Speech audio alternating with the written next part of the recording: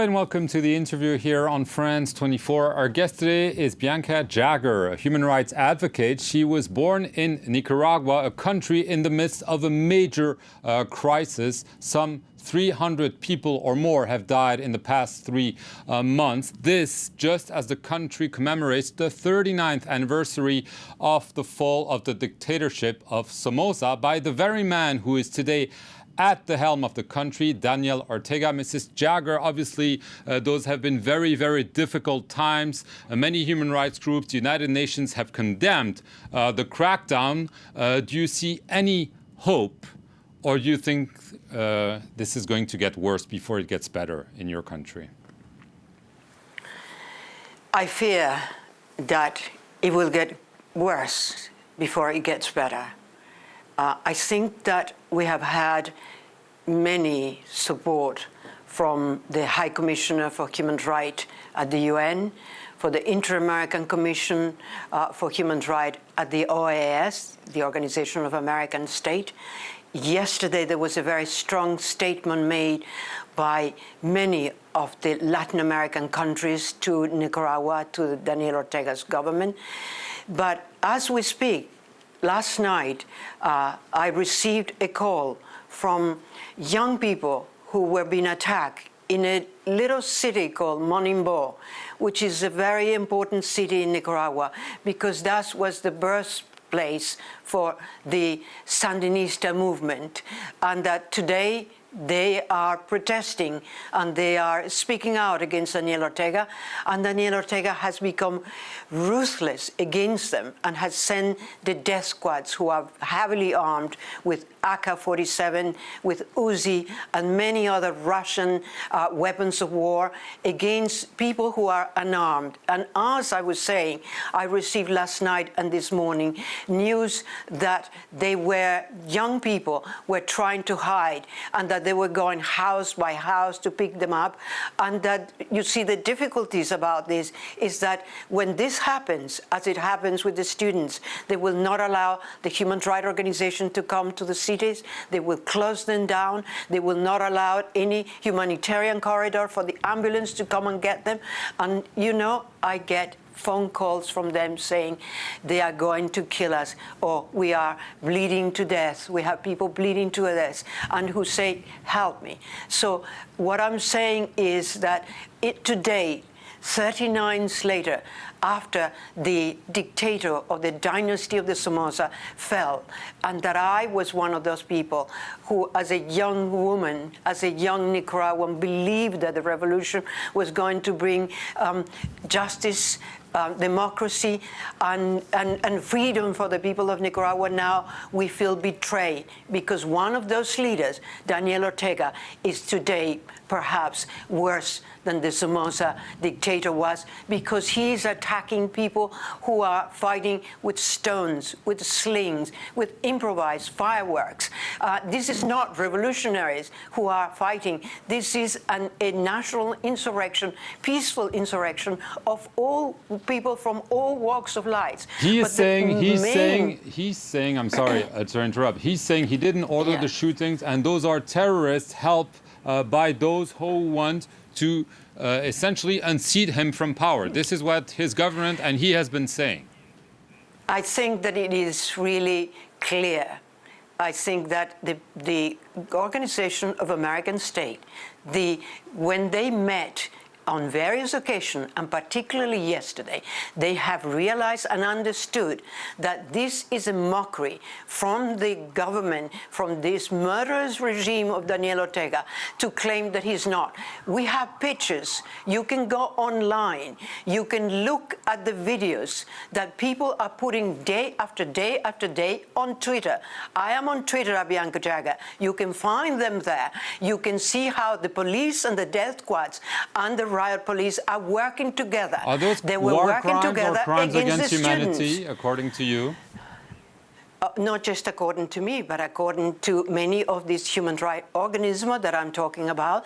You should read about what the High Commissioner for Human Rights at the UN Mr. Zaid Rad al-Hussein, a highly respected individual, a great human rights defender who has really been very outspoken against Daniel Ortega. The same goes for Pablo Arau, who is the secretary for the Inter-American Commission on Human Rights, who is saying that. This is not just me. This is all the human rights organizations who are saying it. These are atrocities that are being committed in Nicaragua as we speak. And remember, I have been for many years a human rights defender. I have been in Bosnia, in Kosovo, in Croatia, in Guatemala, in Iraq, in El Salvador. I have seen horrible the human rights violations and attack on individuals. But I will say that Daniel Ortega and his government are right up there among the most monstrous of all of those dictators that are killing children and that are killing students. I mean, this is the thing that for me is inconceivable and is shocking every day and breaks my heart when I get the phone calls from these kids who say to me, help, help, they're killing us. Do you see any hope that there could be a dialogue? The church, the Catholic Church, tried to broker one. It seems to go nowhere because you said at the onset of this interview you think it's going to get worse before it gets better. What's the outcome? Daniel Ortega doesn't want to leave power. His mandate runs until 2021. What's the likely outcome, according to you? Well, the Catholic Church has been at the forefront trying to brokerage a peace. And he has bring all people from all different walks of life, including the poor farmers, the students, the private sector, and civil society. But Daniel Ortega, as we speak now, has in jail the leader of the poor farmers, and he's not even allowing him to have a lawyer. So not only that, but they are threatening to death the bishops in Nicaragua, the conference of bishops, and they've been attacked. They've been attacking the churches. I don't know really what we can do. All I can say is that I hope that now that Sweden will be in charge, will be commanding the Security Council, may think of something that we can do. Sanctions, maybe? Austria, who is, and Austria, who is now at the head of the European Union, perhaps, I'm making an appeal to them as well. I don't really know what we can do, but we have to do something to prevent further slaughter and massacres in Nicaragua. Is Daniel Ortega maybe watching what happened in Venezuela, where there were protests against the regime of Nicolas Maduro? There was repression, and eventually he was able to weather the storm, cling to power, be re-elected in an election that was not deemed transparent or fair by the international community. He thinks that maybe he can do the same in his country? I think that you have a point, and you have a point I've been saying all the time, is let's be wary of the call for a national dialogue, because while people are sitting negotiating with Daniel Ortega, he continues the massacre, continues the killing, the persecution, the torture, and all he's doing is gaining time. And he has, the persecution have increased. He has not. I was there less than a month ago, and I was there during, I participated in a march that of hundreds of thousands of people on Mother's Day, of families, of older people, or children. He killed 18 people that day with a sniper shooter, because that's what he does. Is it him, if I may interrupt? Because lots of people are talking about his wife, who's also vice president, Rosario Murillo, as really maybe the one who's directing all this. What's your assessment? When I talk about the murderous regime, I really, on Twitter, I write the Ortega-Murillo murderous regime. I think that we cannot just only blame her. She is the vice president. He is the president.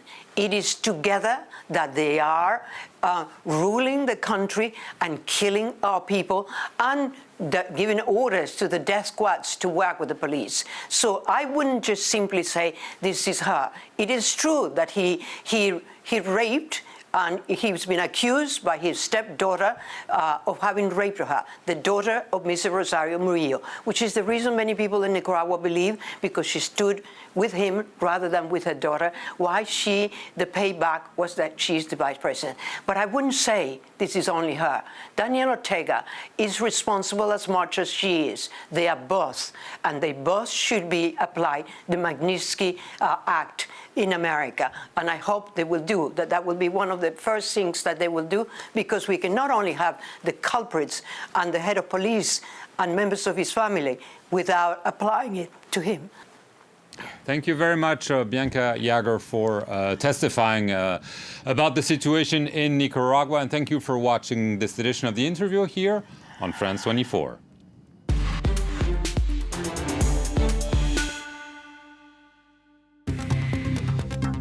The Observers, presented by Derek Thompson. Take a new look at the news. Eyewitness accounts from those at the heart of the action, all over the world. Exclusive videos you've never seen before, all verified by our journalists.